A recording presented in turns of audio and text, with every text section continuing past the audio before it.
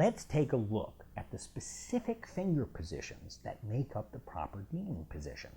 First, the pack doesn't rest on the palm. Rather, it's placed above the palm, along the base of the first finger, with the tip of the first finger rising just above the front edge of the pack. You shouldn't see from behind the joint of the first finger rising above the deck.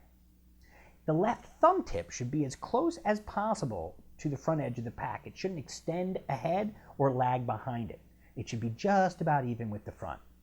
You want to contour your left fingers so that the pack doesn't sink down into the palm. Consider the deck like an egg. You wouldn't carry an egg in a wicker basket without first placing a napkin in the basket.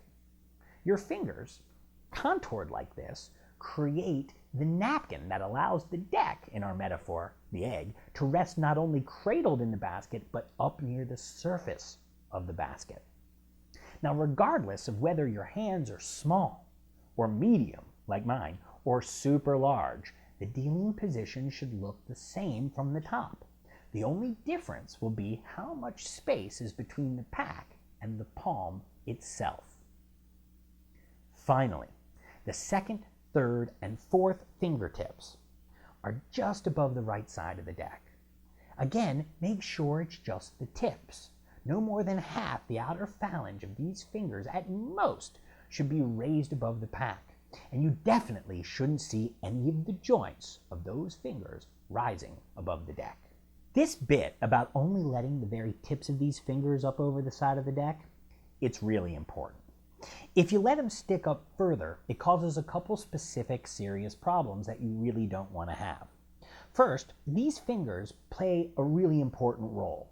They're like speed bumps. If they stick up too far, they're like terrible speed bumps, the kind that make you think that your car is going to wreck if you go over them more than like 2 miles an hour.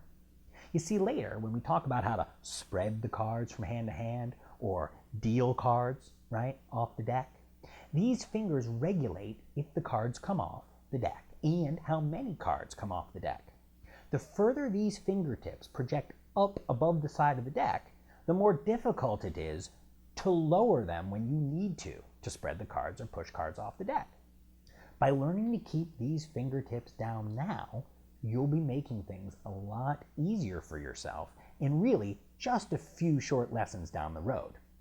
And there's another reason that you have to keep these fingertips low.